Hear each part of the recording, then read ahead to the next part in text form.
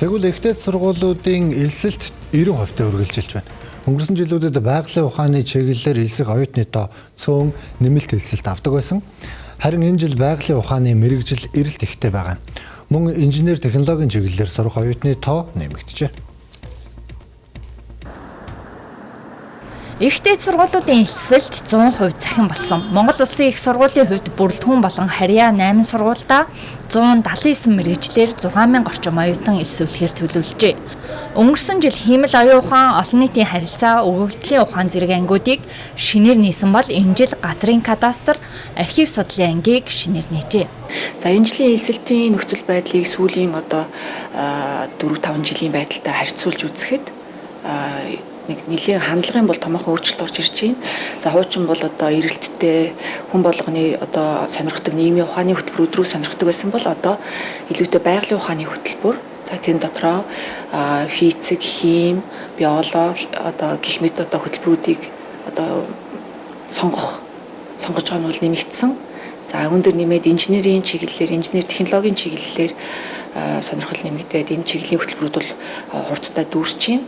За дараагийнх нь бол мэдээллийн технологи, электроникийн чиглэлийн хөтөлбөрүүд бас сонгогдож байна.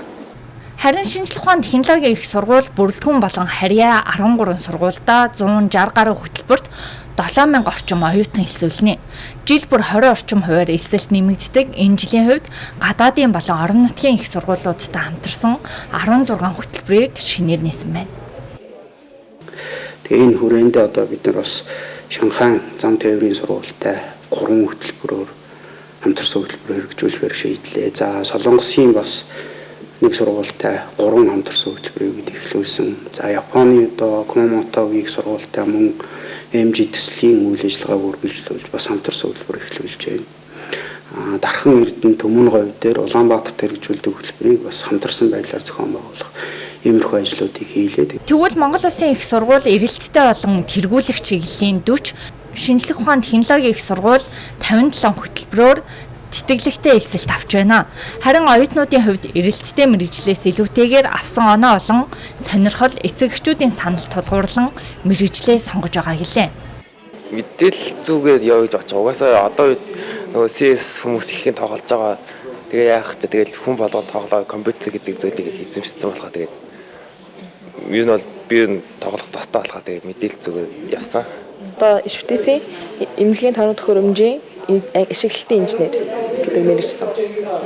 Энэ мэргэжлийг сонгоход юу нөлөө? Яг нь ээж аавын дэмжлэг, тэгээ дээрэс нь ирээдүйд жоохон хэрэгтэй.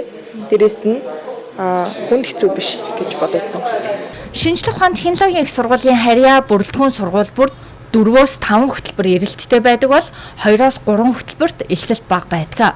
Тухайлбал хөнгөн үйлдвэрлэлийн машин тоног төхөөрөмжийн ангид өнгөрсөн жил 20 оюутан элсэхээс 2, арьс боловсруулалт үйлдвэрлэлийн технологийн ангид ердөө 1 хүүхэд элссэн байна. Иймээс оюутан элсэхгүй байгаа сургалтын хөтөлбөрийг олон нийтэд танилцуулах, энэ чиглэлд оюутан элсүүлэх засгийн газрын бодлого, олон нийтийн хандлага, ойлголтыг өөрчлөх сурталчилгааны ажилч өгүүлэгдэж байгаамаа.